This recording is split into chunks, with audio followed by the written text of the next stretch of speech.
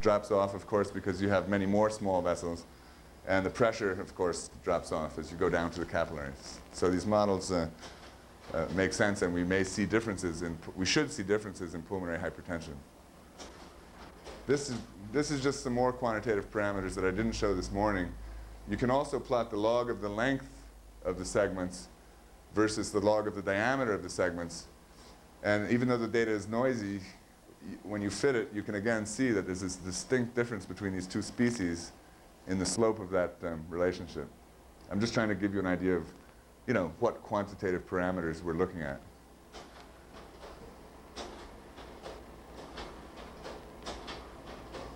This is just renderings of the mouse lung. These are projections of the mouse lung, which is just a little bit smaller than your little fingernail, and the corresponding rendering of the reconstruction. But I really want to go fast because I want to show you the images we're most excited about right now, which are of live anesthetized mice. These lungs are all cut out of the animal, but this mouse here was anesthetized and breathing. And what you're looking at is a surface shaded rendering of the segmented bone image, basically. So this is the mouse skull. You can see these are his big teeth. And this is his mouth here, the oral cavity. And then these are the ribs. And this mouse had apparently just eaten a meal of sand or something. These little inclusions were very real. They're not noise. They were little grains of sand in the mouse's belly. And you'll see that in the cross sections. These are some renderings of the spine. And these are the ones that I was telling you about. These are the vertebral bodies of the mouse spine, where this is about 5 millimeters and this is about 3 millimeters. So these bones are really, really tiny. And these trabeculae are very, very thin, but I think we could work with these images, for bone characterization. And I'm not aware of, this mouse was alive and breathing, so you could have a model of osteoporosis in an animal like this and presumably see these trabeculae going away with bone loss. This is the same thing blown up. So I'm sure there's definitely texture measures, but I think you can certainly measure the distance of the marrow cavities, and I think you could even measure the connectivity of this network.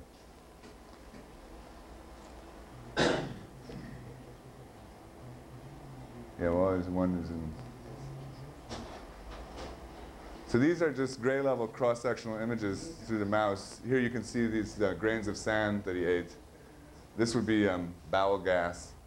And so you can see some of the motion artifacts because he's breathing and his heart is beating, but it's still, we hope to improve these images, but we were happy that we got them at all. These are the lungs here. These are the major pulmonary vessels, the bright in the lungs, and these are the airways. These, of course, are ribs and the spine.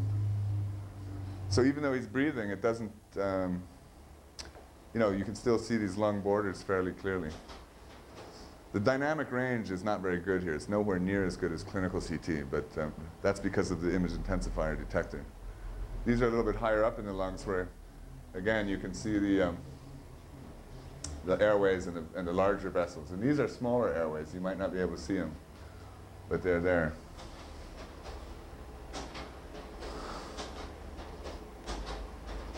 This is another one of those mathematical trees generated by the computer graphics people, and it looks exactly like some of the human lung images that I've seen. It's just amazing. Is there any? I don't know if that may be it.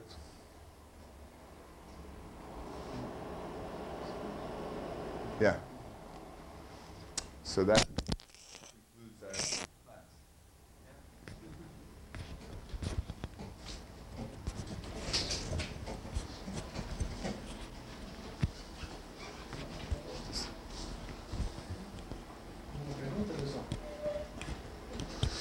So were you thinking of having any discussion, or we just go home? Does anyone want to? Oh, let me put I'll put I guess some of you have my card, but I'll at least put our URL up here in case anyone is interested in looking at it. Our work is, a web page is a mess because we're trying to keep our current results on it, but I didn't have any slides of really our best results because I'm not making these hard 35 millimeter slides so much anymore. But in case you're interested, you can look at perception.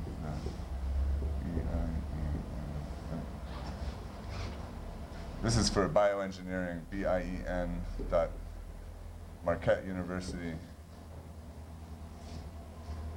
And then you just need to look for faculty.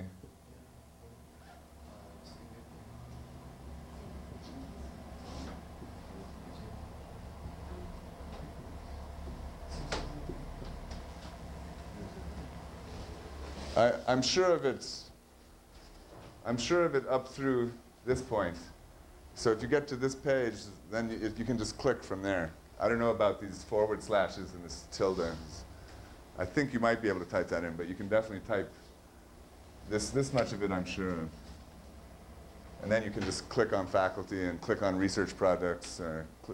And the Molten is my a postdoc that's working with me, who maintains the site. And then you can go to this thing called Image Showcase, and you can look at dog hearts and mice and, you know, lungs and basically most of what we've done.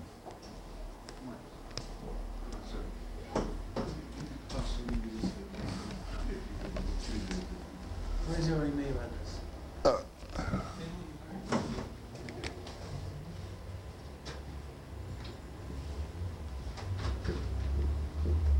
It's not case sensitive, but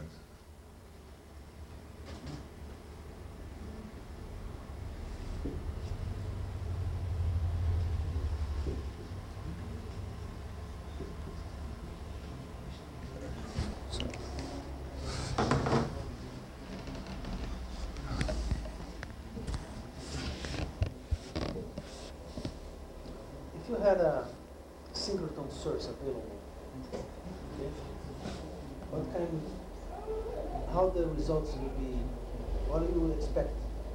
well, to get equivalent spatial resolution, and you could actually get superior spatial resolution in theory, but the detector issues are very, very tough because there's no magnification.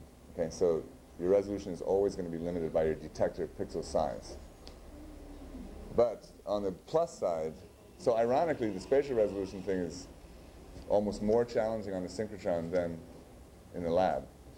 But the very large advantages are these ideas of chemical specificity. Okay, so you can choose your monochromatic energy to image whatever tissue components you want. You could tune to the calcium K edge, for instance, and just get incredible contrast or signal to noise for bone. Or you could even tune to the iron K edge and image blood. You know what I mean? You can get exquisite chemical sensitivity with monochromatic radiation. So to me, that's, and also certainly for individual slices, the data collection times could be lightning quick, like milliseconds if you could spin fast enough, because the flux is just, you know, orders of magnitude higher. So in theory, your data collection times could be, you know, 100 times, 1,000 times shorter. But the algorithm would be different because The algorithm would be simpler because it's parallel beam. which is available commercially. Yeah, or these guys. I mean, parallel beam is relatively easy to implement. They have it. The helical parts of the sample, and you the image.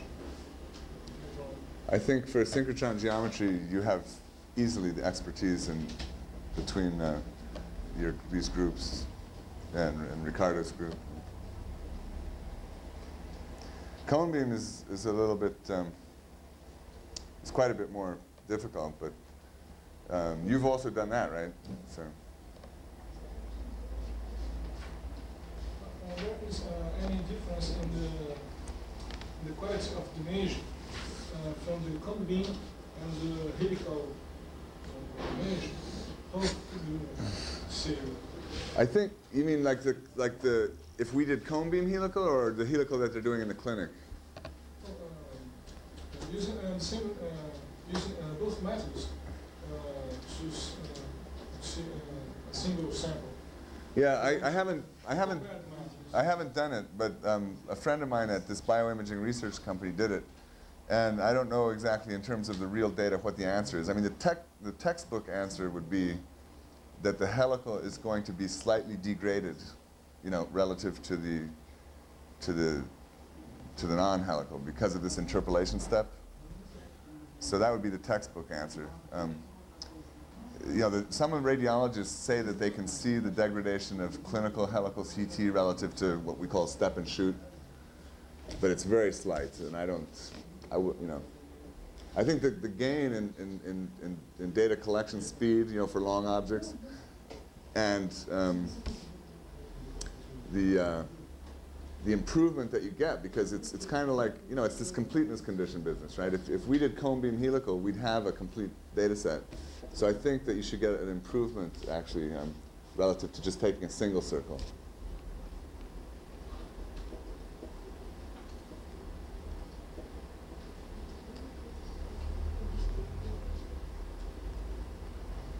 If you don't mind, could you please go back to this principle?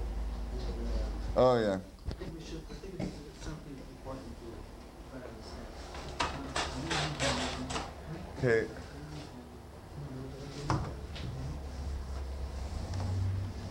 The completeness condition was first formulated, I mean, by mathematicians, and Hang Tui.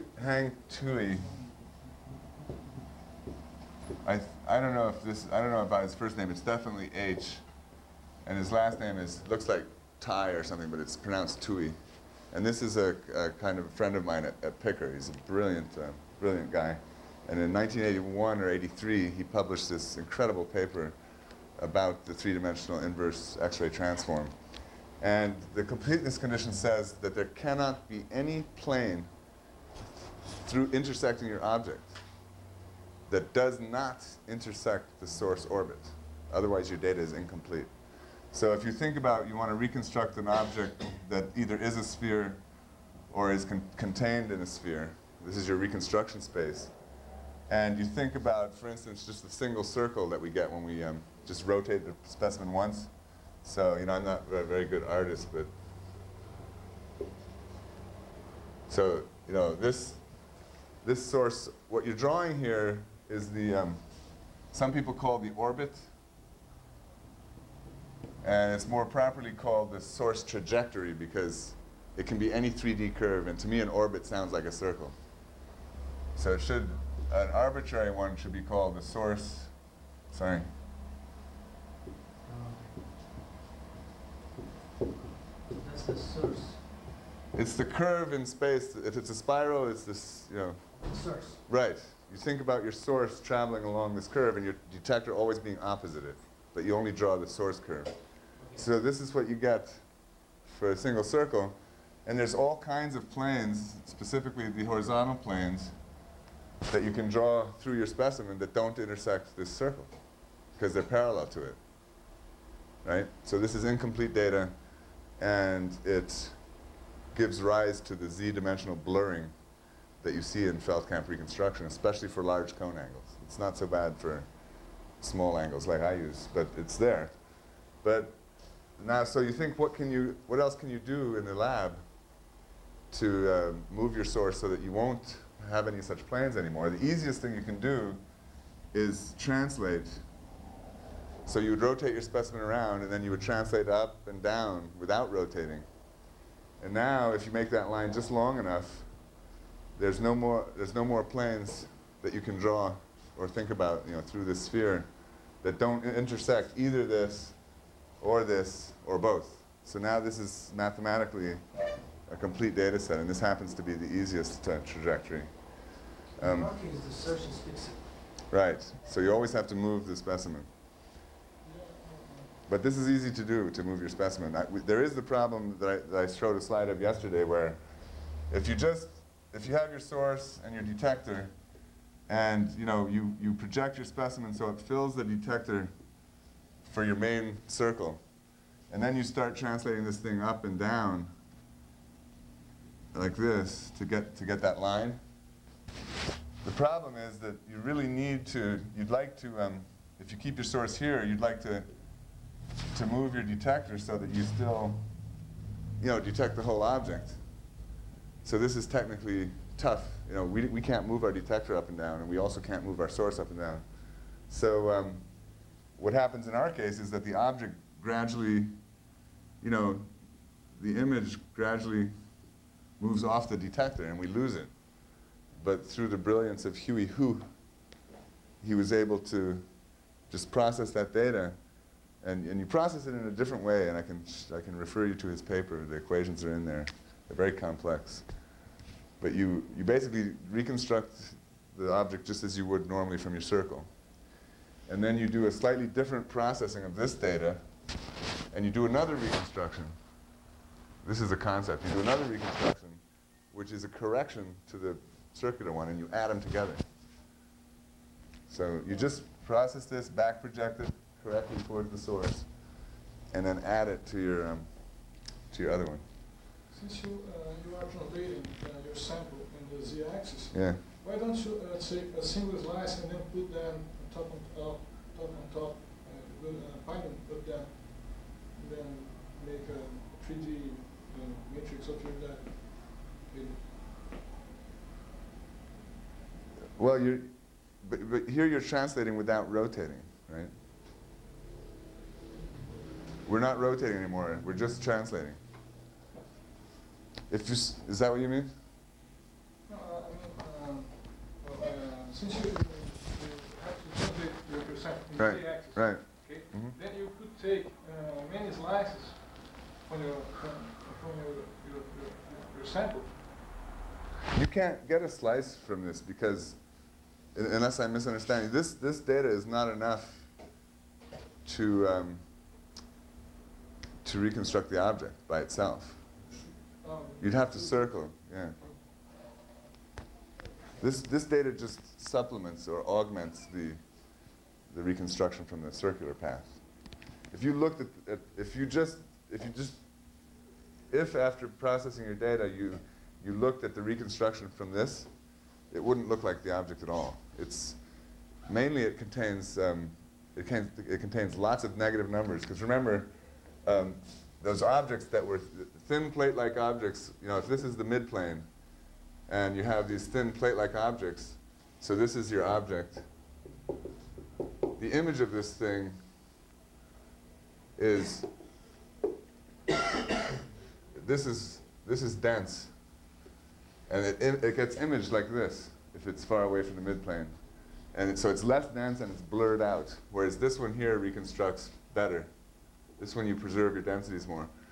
So what the data from your line does is it puts a bunch of negative numbers in here to get rid of this. And it wipes this out, and it adds density where it should be. So it adds density in there, and it puts negative numbers in here to get, you know what I mean? I would say it scrunches things together. It's a correction to the geometry. Sorry? Sorry? It's a correction to the geometry. Right, exactly. Yeah. And frankly, if I had to implement Huey's paper, if I wasn't working with Huey, I think it would probably take me a year. That's how stupid a programmer I am.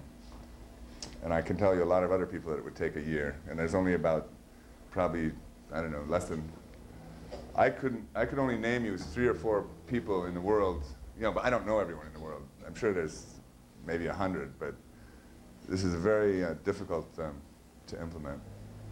But it could be done. I think I could do it in a year, because I would look at his integral equations, and I would discretize them, and I would review all my sines and cosines, and I would do it, but it would take me a long time, because it's tough, and I'm not a mathematician.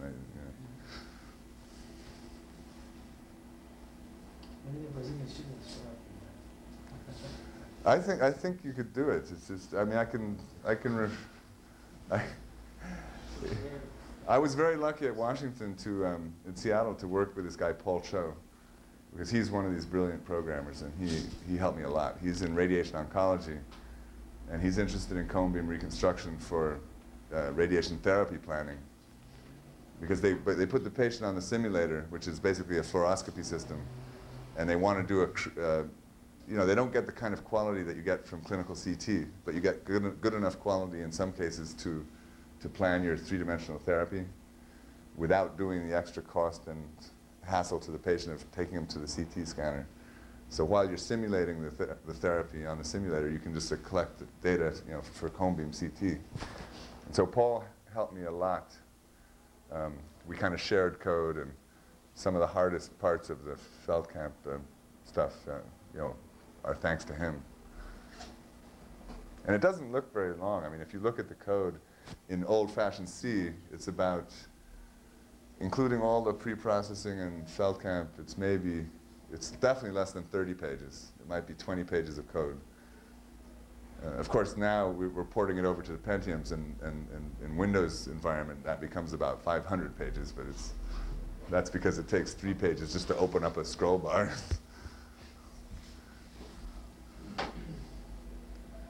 So it's very terse, but the action is just in this loop all the action is in this loop, basically. Once you've done the convolution, which is fairly straightforward,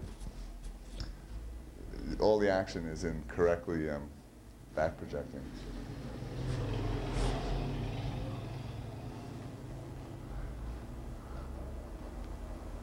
And Feldkamp's, I mean, if you haven't seen Kudo's paper,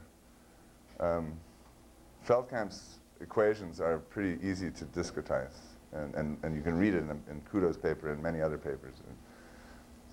And then you just, it's just a matter of sines and cosines, really. Not only the Feldkamp paper, He does it, right. He discretizes it, yeah. Yeah. He does it for you, so. Yeah. So, sit down and program. Yeah. But, then it's just a matter of keeping your system geometry straight in your head, right? And, know your what you're doing. Right. You have to know your source to detector and source to center. You have to have your coordinate system very carefully in mind. And, the first 5 or 500 times you put data into it, you're going to get garbage. Something's going to be wrong.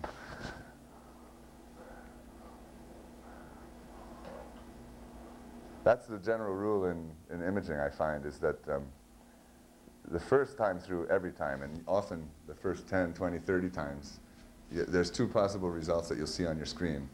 One is basically a blank, because all the numbers in the file are not a number, NaN, And the other is kind of random noise, or some crazy, I've seen, you wouldn't even want to know how many images I've seen that have this kind of banding appearance because of array size problems, and then the other. Yeah. But that's the whole fun. And then when the image comes up, you go.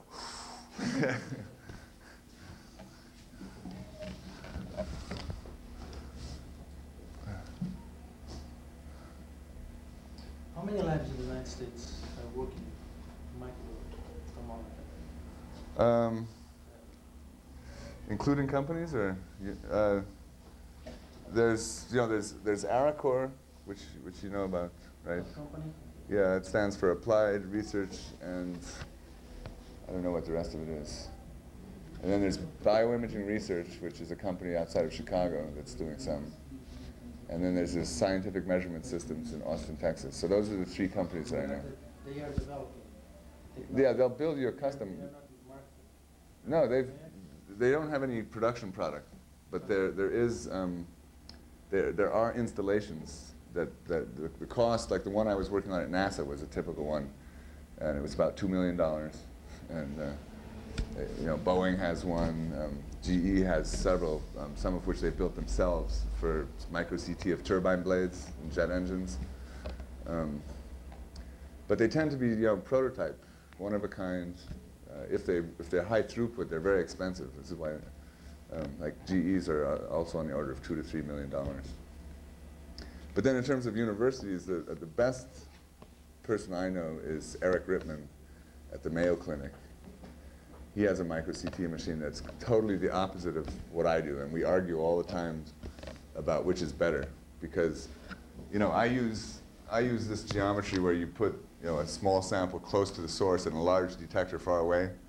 He has this very powerful, huge focal spot X-ray diffraction source on one side of the room, and then he has this 4-meter pipe, roughly, that contains the X-rays like this. And then he has his detector, in life size, his detector is the size of a 1.5-inch CCD, and his sample stage is here. And he mounts his little specimen here. And his data collection times range from 18 to 50 hours because of flux. I mean, the distance squared thing kills you here. But, he insists that this is the best geometry for micro CT. And, I tell him he's wrong. Because he gets, this thing produces a lot of X-rays. But, I just told you what his data collection times are, so he's getting at least 100 times less X-rays out here than I am. Plus, he's not magnifying the specimen, so he's got to be very, very picky about, he's got this tiny little crystal, he's got this tiny little cesium iodide columnar scintillator, directly bonded to the CCD. And, but his images are beautiful, but his data collection times are so long that he has to embed his specimens in plastic, so you have to fix them, embed them like standard histology. And, but he gets better resolution, than I do at the moment. But I think that'll soon change. Our resolution right now is definitely limited by the image intensifier and photons. So if we really wanted to maximize resolution on bone or anything else, we would get rid of the image intensifier and get some other kind of detector. Right now, it would be a cooled CCD with a phosphor scintillator or a cesium iodide scintillator. But we'd still exploit magnification onto the detector of a very small sample. And then there's I don't know if anyone's heard of P.C. Cheng. He's at the State University of New York at Buffalo.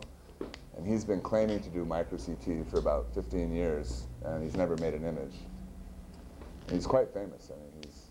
If you ask people, he's the expert on micro CT systems, but he's just never been able to reconstruct an image. So I don't believe in him. And I can't, there's many more people doing micro MR now. With these small bore, very high field magnets like Tanapucci has.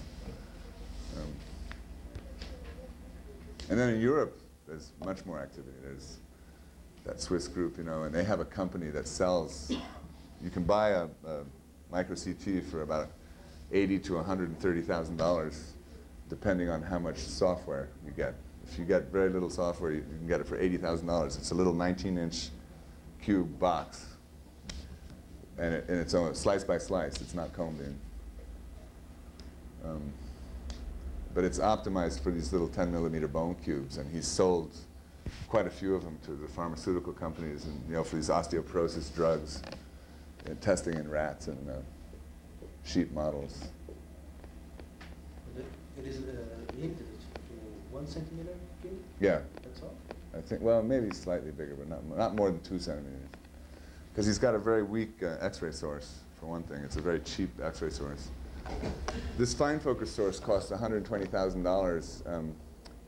He uses one, I'm not sure if it's Kevex, but if you get away from this turbo-pumped principle where you can open the tube up and service it, you can get a permanently evacuated glass envelope type tube from Kevex or a number of other companies for about $20,000 or $30,000. So for $100,000 less, you can get a 10 micron focal spot. But that tube will burn out after a few years. You have to get a new, they call it an insert. The tube has a casing and the electronics, and you can open up the casing and take out this evacuated glass that contains the anode and the filament, and you send that back to the factory. But out of a $30,000 tube, that insert would be 25. That's where all the money is. So you have to keep buying it again every few years, depending on how much you use it. because either the filament will burn out or the anode will get pitted and charred. And so your focal spot will tend to grow. And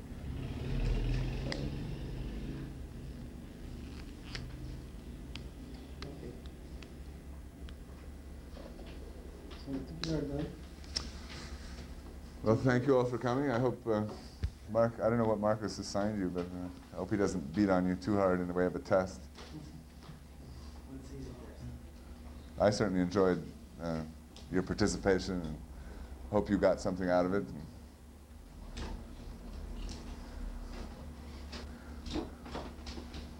Okay, we still have, if someone wants to drink a beer, we have a bar table.